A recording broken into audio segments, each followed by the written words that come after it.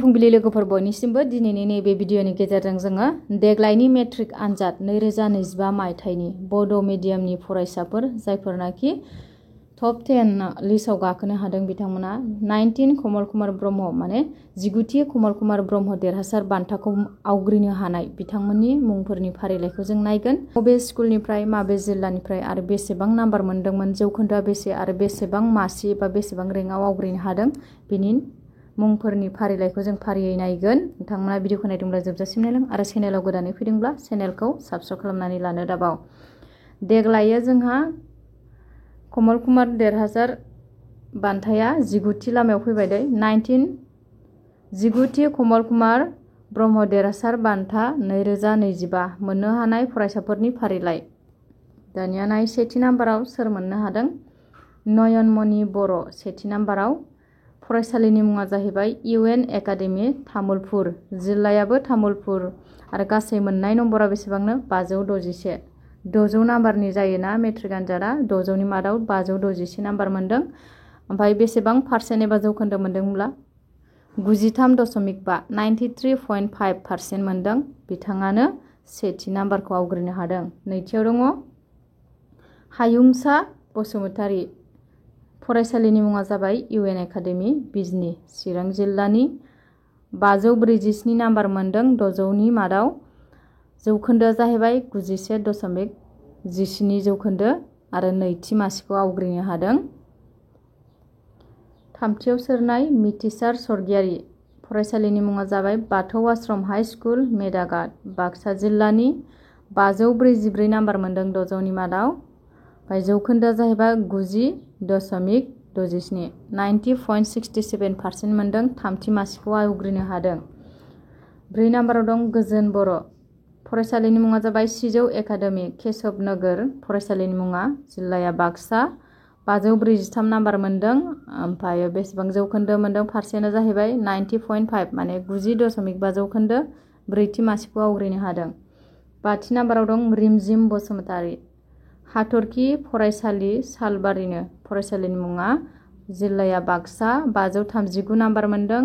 जौखोन्दोआ जाबाय 89.83। बिथाङा 5थि मासिखौ आवग्रिनो हादों।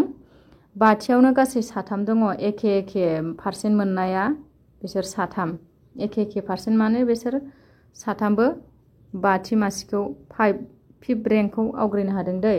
एखे पारसेन्ट मोननाया बे मोनसेयावनो गोलैयो नालाय। 6 नाम्बाराव नाय बानुप्रिया ब्रह्म UN एकाडेमि क'क्राझारनि, क'क्राझार जिल्ला, बेबो एखे पारसेन्टआनो।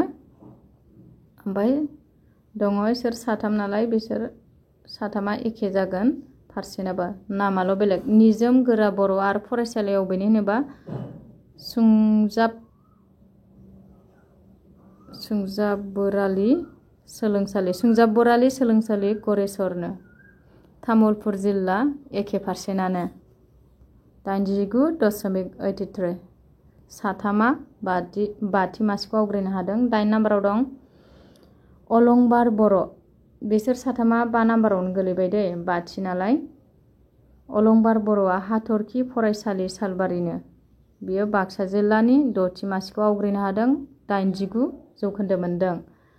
9 नाम्बाराव दं बिजन कुमार बर', हाथरखि फरायसालि, बेबो सालबारिनिनो एखे, बाक्सा, 533 नाम्बार मोनदों। 88.83 जौखोन्दो मोनदों 7थि मासियाव। 10थियाव दं ब्रजेन बर', बाथौ आश्रम हाइ स्कुल मेदाघाट, बाक्सानि, 532 नाम्बार मोनदों। 88.67 जौखोन्दो मोनदों। 8थि मासिखौ आवग्रिनो हादों। आरो 9थि मासियाव दङ सानै, नै एखे पारसेन्ट मोनदों। जोंफुं बसुमतारी JKB एकाडेमि आमटेकानो, चिरां जिल्ला, 531 नाम्बार मोनदों। 88.5 जौखोन्दो। 12 नाम्बाराव नाय शिल्पा ब्रह्म, हरिनागुरि हाइ स्कुल क'क्राझारनो, क'क्राझार जिल्ला, 531 नाम्बार मोनदों। बिसोर सानैया एखे जौखोन्दोआबो 9थि मासियाव। 13 नाम्बाराव दं चन्द्रिका रानि औवारी, UN एकाडेमि बरपेटा रडनो, बे बाक्सा जिल्ला गोलैयो, 530 नाम्बार, 88.33 जौखोन्दो आरो बे 10थि। टप 10 लिस्टआव गासै 13 जन 13 जन जोंहा 5थि मासिखौ साथामा आवग्रिनो हादों आरो 9थिखौ सानैया आवग्रिनो हादों।